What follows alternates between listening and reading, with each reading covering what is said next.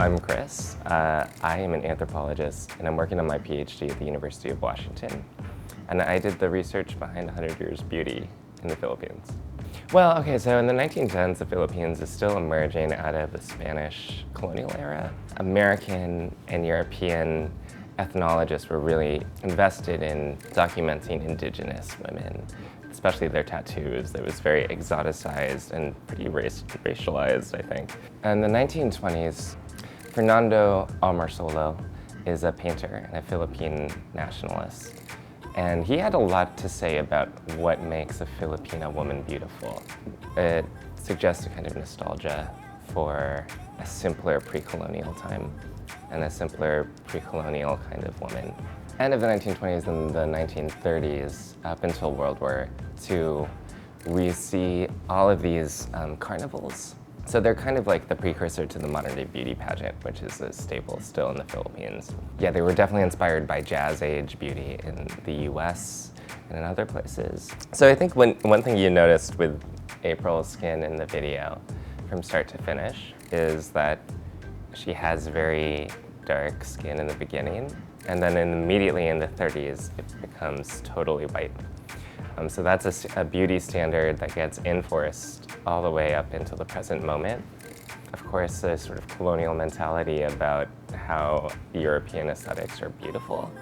And then finally, towards the very end, you see her kind of like laying off the skin whitening products and the powders and the bleaches and all of that. Because I think in this moment, people are beginning to accept that their skin tone can be beautiful without needing to be whiter. My favorite look might have been the Huck Amazon warrior woman.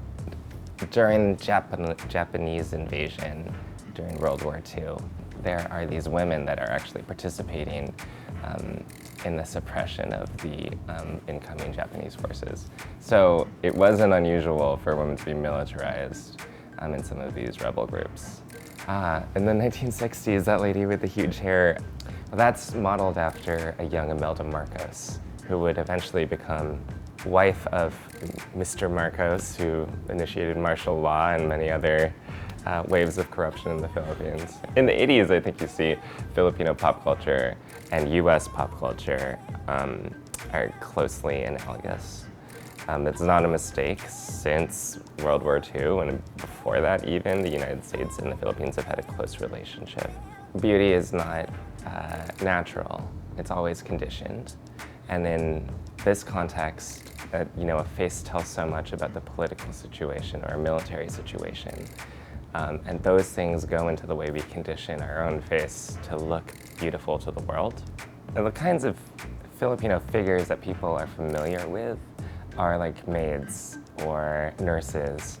And it's not to say that that work isn't important, but rather that there are so many different kinds of people in the Philippines, so many ethnic groups and languages and etc. There is extreme wealth and extreme poverty. So I think people think of the Philippines as a pretty destitute, poor place that produces our nurses and our maids, but it's so much more than that. And there's so much of a reason why we think that.